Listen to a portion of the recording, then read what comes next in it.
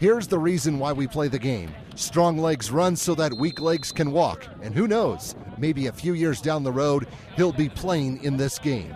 It's North versus South in the 2016 Shrine Bowl football game.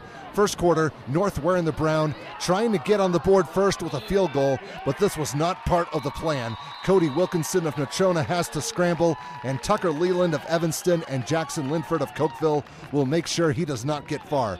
That would take care of that scoring threat in the early goings. The South ended up making the first big play of the game. Reese Heibel of Star Valley is going to uncork one deep. He wanted Jacob Carbaugh of Cheyenne Central the entire time, and he got him. A 54-yard pickup down to the 2-yard line. They've only won this game once in the last 8 years, and so far they meant business. 2 plays later, Heibel wants to throw again, this time over the middle to Jeff Burrows of Southeast. Touchdown, and the South was on the board first with a 7-0 advantage. Next possession, the South needed only one play. Heibel has a new favorite target. Burrows has 2 defenders beat, and he is off to the promised land on a 59-yard catch and run. For the game, Heibel was 17 of 23 passing for 243 yards. The score is now 13-0. The North needed to get it in gear soon, and they did. Dalton Holst of Gillette dumps a pass to Dante Crow of Sheridan, who will take care of the rest on this 30-yard scamper. They may play for arch-rival schools, but in this game, they are on the same side. South still leads 13-6. On the ensuing kickoff, footballs can take weird bounces. That's a live ball. The South receiver touched it first, so now we have a fumble. Hot potato, hot potato. Tyler Cornwall of Thermopolis finally smothers the ball at the 2-yard line, and the North is back in business with superior field positioning. 2 plays and about 1 minute later, Theo Dawson of Jackson, the Gatorade Player of the Year, will let himself in from 1 yard out, and just like that, we're tied at 13 after the first 15 minutes. Second quarter, aside from 2 plays, things were pretty boring, but the 2 plays made it worthwhile. Holst is going to get picked off by Leland, and then things got interesting at the end of the play.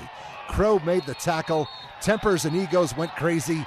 Off camera, things got a little worse. 1 North player was ejected, and then everyone settled down after that. No points off of the turnover.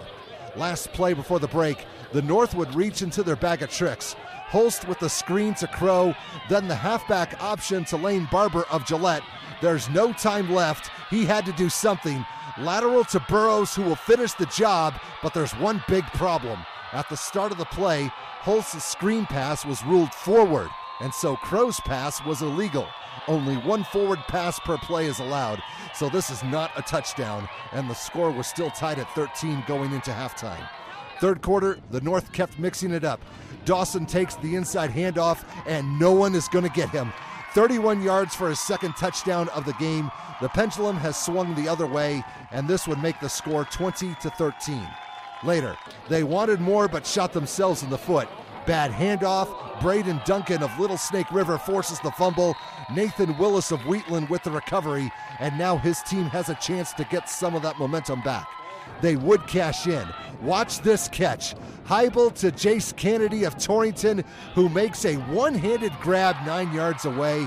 That's worth 6 points. However, the PAT was blocked, so the South would find themselves down 1. It's 20-19. The North was sticking to what was working. Screen pass to Crow. Colin Powers of Bighorn got the ball to where it needed to be, and the offensive MVP would finish the job. Crow had 133 yards receiving for the game. The North was up 27-19 going into the final 15 minutes. Fourth quarter, we did not get too much of a good look at the defensive MVP, but look for number 55 in the brown on this play. Lane Nielsen of Grable got to Heibel first and brought him down for the loss.